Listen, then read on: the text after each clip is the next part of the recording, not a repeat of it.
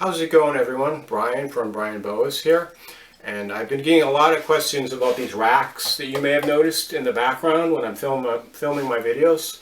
These are racks that I built myself.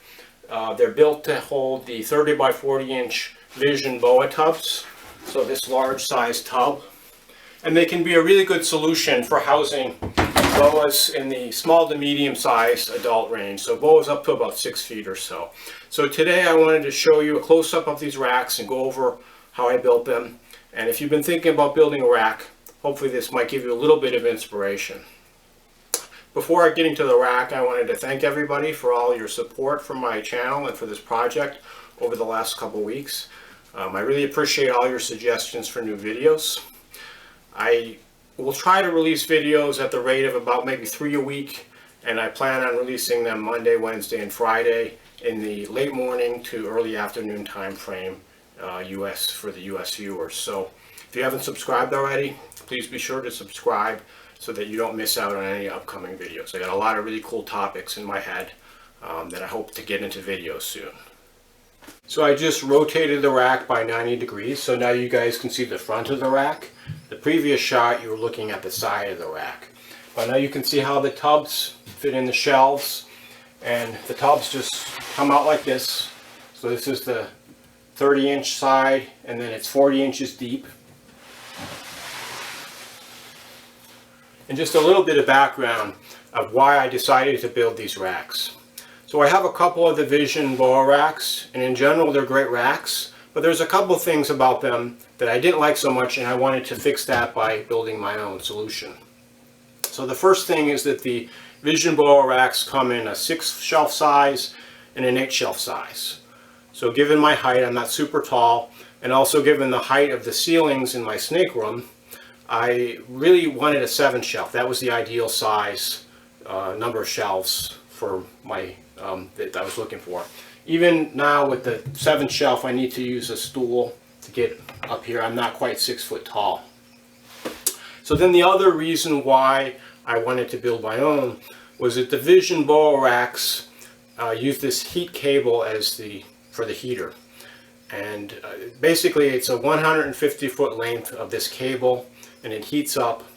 The problem is you have to thread it through all of the different shelves, and you need just the right amount on each shelf, or else you don't get the desired temperature. So it's really difficult to get precise temperatures dialed in. So I wanted to build something I could use my FlexWatt heat tape, or like an ultratherm heater, like a heating pad, rather than that heating cable.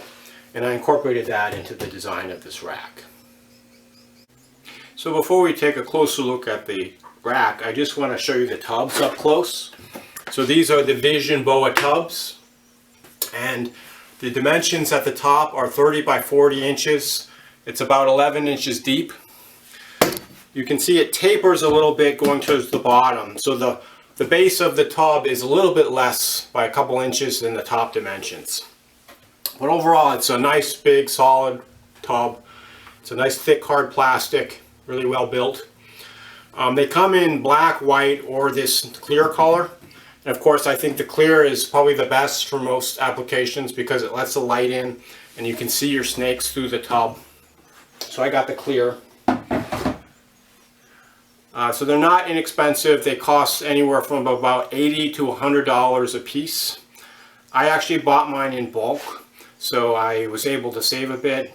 And so they cost about $80 a piece, and that includes the shipping. I think the freight worked out to be something like $15 a tub. And so the tub was like 65 or something, something like that. So it was about 80 bucks a piece when I bought them in bulk. And they're available from Vision and from LLL Reptiles.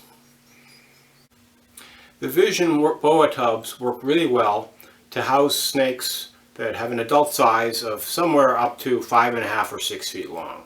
So we're talking about the dwarf and the semi-dwarf locales like the Tarahumara, Crawl Key, Hog Island, etc. In addition, you can house subadults of the larger locality boas as they're growing in these tubs, and then move them into larger cages when they reach adult size. And in addition, many of the larger locales have, sometimes get a male who only reaches an adult size of about 5 or 6 feet. So some of the adult true red-tailed boas, provided they're under about 6 feet, they could be housed in these tubs. For larger snakes than 6 feet, I would recommend an appropriate size boa cage, either a 4 or 6 foot cage. I want to briefly go over the wood that you'll need to build this rack. There's a total of 8 shelves, and there's 7 shelves that the tubs sit on, and there's another shelf at the top that acts as the cover at the top. Each shelf is 32 by 42 inches. So this will hold a 30 by 40 inch boa tub with a little extra wiggle room around the edges. So I used 5/8 inch plywood. You could probably use 1/2 inch plywood, but the 5/8 is a little bit sturdier, and it just ends up giving you a really nice sturdy unit that's not going to sag. So for each of these shelves, you can get 3 shelves out of one standard 4 by 8 foot sheet of plywood. Basically, you just cut a 6-inch strip, a 6-inch by 8 foot strip off the long way, and then you cut that in thirds, and that will give you 3 32 by 42 inch pieces. And so for this, you're going to need, as I mentioned, 8. You'll actually have an extra one left over because you'll get 9 from 3 sheets. So the other main pieces of wood that you're going to need to build one of these racks are the 6-inch strips of pine that are used for the sides and for the back braces. And so there's a total of 8 of these. You have 3 running along each side, and then you have 2 in the back, and that's what the shelves are screwed into. So for this, I used a number 2 pine. So this is a nicer grade pine called number 2 pine at my local lumber yard. And they also have lower grade pine that's less expensive, but it's also much more splintery. So I decided to get this nicer looking pine. You could also use plywood if you have an appropriate size plywood that's lying around. So each of these strips is 6 inches by about a little over 7 feet. So what I do, you can get 8 foot lengths at your local lumber yard. So you buy 8 of the 8 foot lengths, you build your rack, and you screw the shelves in. And then when you're done with the rack, you can trim it at the top. So I trimmed it down to about a little over 7 feet at the top, just to leave a little bit of extra space at the top for that last shelf. And I'll show you in a shot or two, I'll show you the pan of the whole rack so you know what I'm talking about. Now I'm going to do a panning shot starting at the top of the rack and then moving down from the top to the bottom vertically. So you can see the top, that's the 7th tub at the top. And you can see at the sides, I've left a few inches at the top of each of the 6-inch pine strips, just to give me a little bit of flexibility if I ever have to rebuild the rack. So I'm going to scroll down through the 6th shelf and the 5th shelf, etc.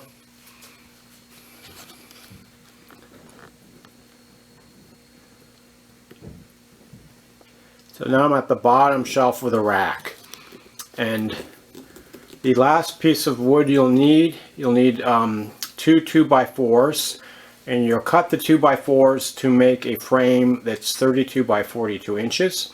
So if you see at the bottom, that frame, there's 2 42-inch 2x4s, and then the other 2 2x4s are, I believe, 30.5 inches. But just make sure that frame is 32 by 42 inches, and that's where the bottom shelf is attached to. You can also see there are 6 casting wheels, although only one of them is visible right now. But I got these, the smallest casters I could get, which were about 2 inches.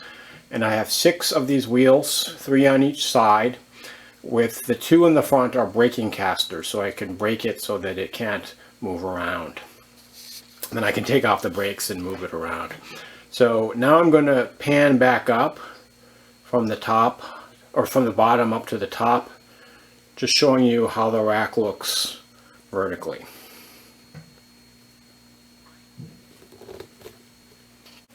So I went ahead and I rotated it back 90 degrees, back to the orientation that it's normally in when I shoot these videos. And so now we're looking at the side.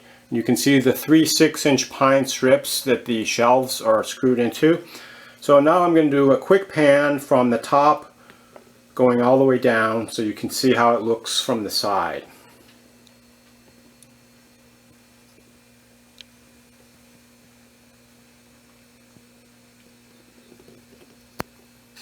So I rotated the rack back 90 degrees so the front is facing the camera, which is super easy to do with these sweet casters.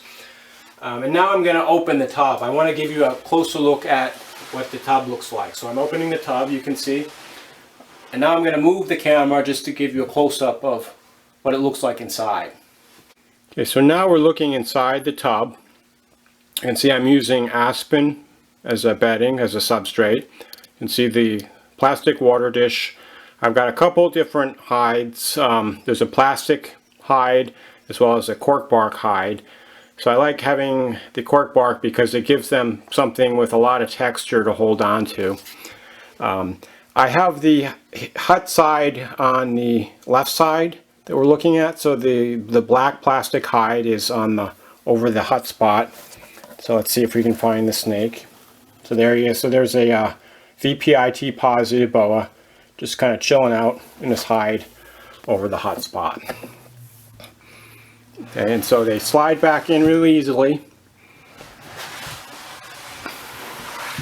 I want to mention I left a gap of about, you can see the gap there, it's about 1/4 to 1/8 of an inch. I left the gap a little bit bigger because the plywood tends to swell over time and the tubs can get stuck in there. So I made sure to provide extra space to let some air in and also so that it wouldn't get stuck over time. Of course, when you're setting your gap, you want to make sure that the gap is not wide enough so the snake can get through. So you wouldn't want to keep a baby snake in this kind of rack because it could fit right through that gap there. So I went ahead and I removed one of the tubs so that you can see what the shelf looks like without the tub in place. So you can see the 8 supports along the side and back of the 6-inch pine.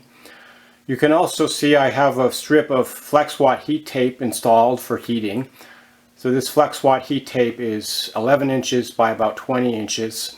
I have it stuck down on the left side of the shelf using aluminum foil tape.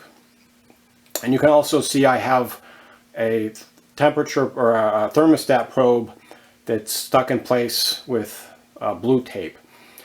I'm actually using a parallel circuit. I have 4 of the FlexWatts in a parallel circuit on the top 4 shelves, and then I have the bottom 3 shelves are in a parallel circuit or daisy chain circuit, so I can control 3 shelves with one thermostat probe and the top 4 with another thermostat probe. Okay, so now I just got a little closer. I'm just going to quickly pan so you can see the FlexWatt in place there. Just a quick pan of how it looks on the inside.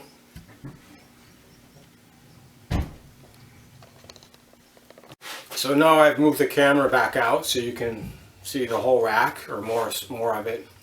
And I just wanted to touch on the fact that I'm using the FlexWatt heat tape in a parallel circuit and controlling multiple shelves with one thermostat probe, which is connected to a Herbstat 6 thermostat.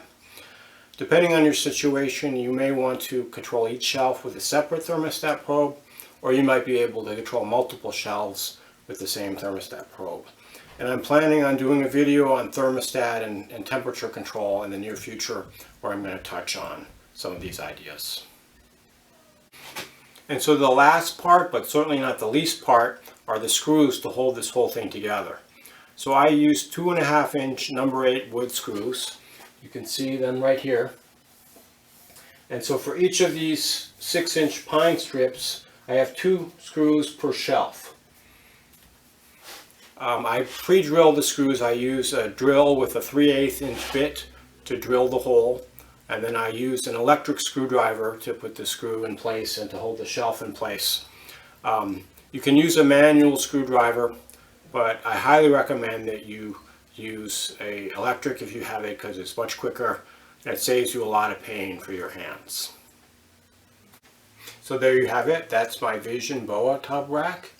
I hope this video has been somewhat helpful and maybe inspired you to incorporate some of these ideas into the design of your own racks. I'd love to see a picture of the racks when they're done. As always, if you have any questions, please reach out to me, or you can ask questions or leave comments below. That would be greatly appreciated. If you haven't subscribed to the Brian Boas YouTube channel already, please be sure to subscribe for more videos on everything related to Boas. Thank you and enjoy your Boas.